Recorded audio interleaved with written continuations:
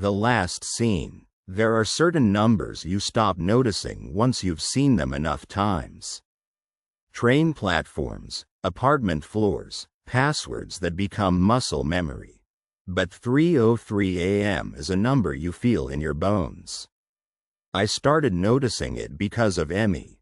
Emmy wasn't a close friend, not the kind who knew your secrets or your schedule, but we'd been in the same online group for years. A quiet corner of the internet where people posted small things. Photos of coffee, questions about movies, half-finished thoughts that drifted by like smoke. Emmy was the steady kind of presence. Not loud, not dramatic, not the type to disappear. Then, one week, her posts stopped. At first, it didn't seem like anything. People get busy. People take breaks.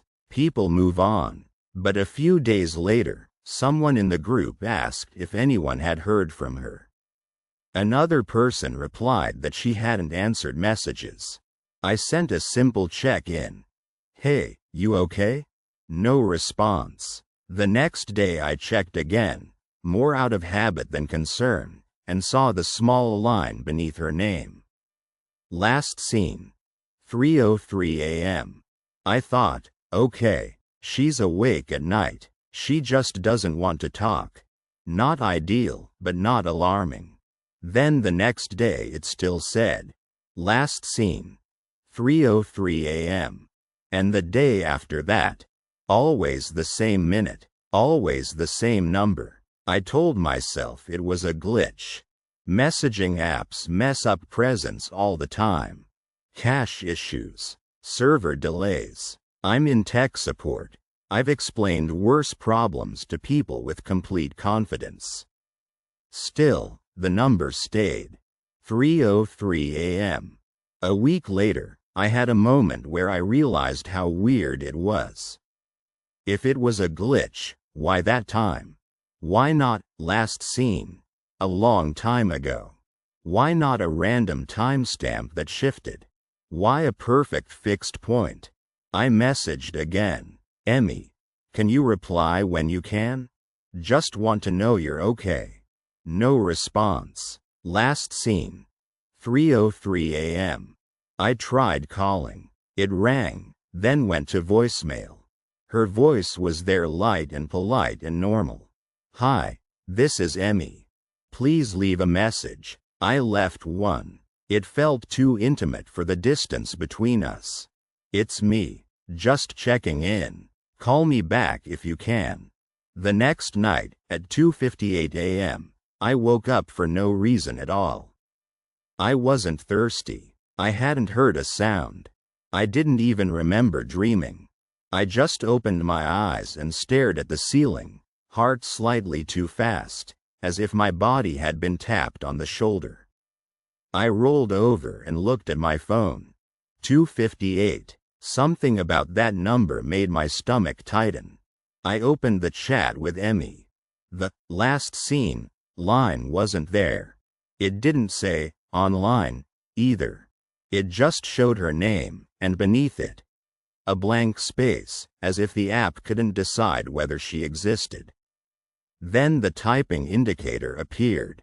3 dots. Emmy is typing. I sat up so quickly the sheet slid off my chest.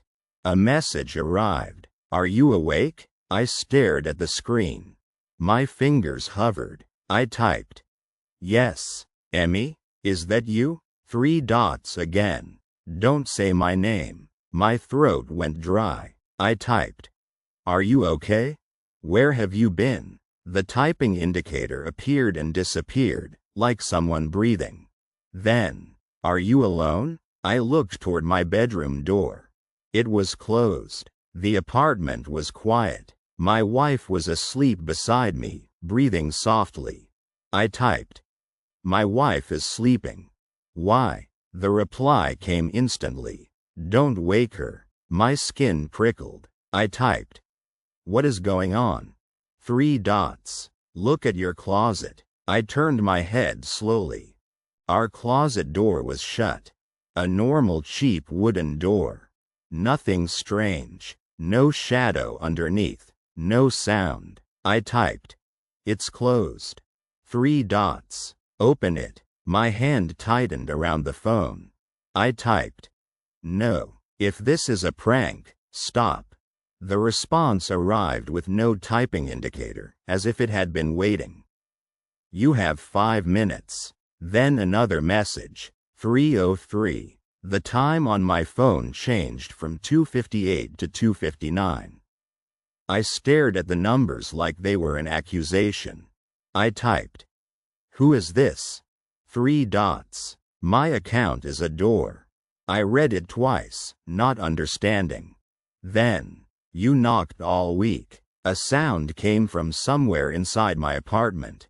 Not a loud bang. Not a dramatic crash. A soft, polite knock. 1. Pause. 2. Pause. 3. From the direction of the closet.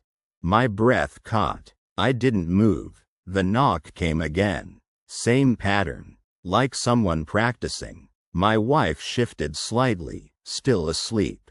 I held my breath, afraid she'd wake and ask what I was doing. The chat bubble appeared again. Don't open it all the way. My fingers were cold. I got out of bed slowly, like I was trying not to alert the air. The floor creaked faintly. I winced. The knocks stopped, as if listening. I approached the closet. In the dim light from my phone screen, the door looked the same as always. But the air around it felt different. Thick, like a room with too many people in it. I put my hand on the knob. It was colder than it should have been. I turned it slightly. The latch clicked, and the smell hit me immediately. Not rot, not sewage, something stranger. Like damp fabric stored too long. Like a basement full of old books. Like a place that had been closed for years and was now breathing again. I pulled the door open a few centimeters. Darkness inside. I held my phone up. The light didn't reach far. It seemed to stop, swallowed by the black. Then I heard something. A soft, shallow inhale. Not mine. From inside the closet, my whole body locked. The phone buzzed in my hand. A message arrived. Closer. I wanted to run back to bed. I wanted to slam the door. I wanted to wake my wife and tell her we needed to leave. But I didn't. I leaned in slightly. The closet was deeper than it should have been. I don't mean that in a poetic way. I mean my mind registered the distance as wrong. The back wall should have been there, close enough to touch. But there was no back wall in sight. Just darkness. And that darkness had a shape. Something moved inside, not forward, not backward, just a shift, like a head turning to look. A whisper came, soft as a draft. Are you awake? My own voice. Perfectly copied. My stomach dropped. The phone buzzed again. Good, the chat said. It learned. I stumbled back. The closet door creaked wider. The dark inside seemed to swell, eager. I forced myself to pull the door almost closed, leaving only a thin gap, exactly as the message had said. The closet went quiet. The chat bubble appeared again. You have to stop checking. I typed with shaking hands. Is Emmy alive? The reply took longer, as if the sender considered the word. Yes. I exhaled, almost sobbing. Then, not here. The air in the hallway shifted. It felt like someone walked past me, close enough to brush my shoulder, but there was no one there.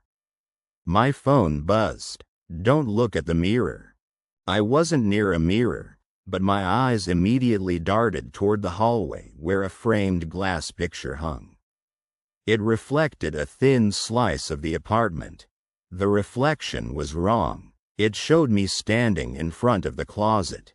But behind me, in the reflection, the closet door was wide open. And something tall and pale leaned out from inside, head tilted, as if listening. I snapped my eyes away. My heart hammered so hard my vision pulsed. The phone buzzed again. You gave it a schedule. I typed. What does that mean? Last seen. 3:03 a.m. The message arrived. You taught it when to wake up. I stood frozen, my hand still on the closet door. Behind the door, a faint sound started like fabric rubbing slowly against wood. Like something repositioning itself in the dark. I whispered, barely moving my lips, Emmy, if you're there, I'm sorry. The phone buzzed violently. Don't say her name. The closet door pushed back slightly against my hand. Not a strong shove, more like a gentle pressure, testing. My wife mumbled in her sleep. The pressure stopped, as if the thing inside had heard her and decided to wait. The chat bubble appeared again. If you wake her, it will copy her too. I felt cold all the way through. I typed. How do I stop it? The reply came at once.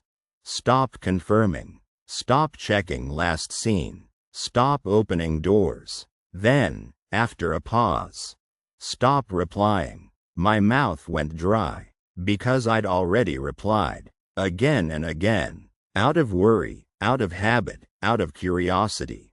A new message arrived, and it wasn't from Emmy's account. It was from mine. Same profile picture. Same name. Are you awake? My phone screen showed the typing indicator under my own name. I didn't touch anything. The closet door pressed again, slightly stronger this time. The gap widened a millimeter. A whisper seeped out, not a voice now but a feeling. The sensation of being watched from inside a narrow space. The clock on my phone changed. 3:02. My chest tightened. I thought, I can still fix this. If I close it fully. If I stop this now. I pulled the closet door shut hard. The latch clicked. The pressure vanished. The phone buzzed. One last message from Emmy. 3:03 is when it answers. Then the last seen line updated in front of my eyes. Last seen. 3:03 a.m. The time on my phone turned to 3:03, and in the darkness of the apartment, somewhere inside the wall near the closet, something tapped back. 1. Pause. 2. Pause. 3. A polite knock, as if acknowledging I was awake. I didn't sleep for the rest of the night. In the morning, I deleted the app. I blocked the account. I changed passwords. I told myself that would solve it. But at 3:03 the next night, my phone lit up anyway, even though the app was gone. A plain system notification with no icon, no sender, no reason. Just 2 words. Are you awake? And from inside the closet, a soft inhale answered for me.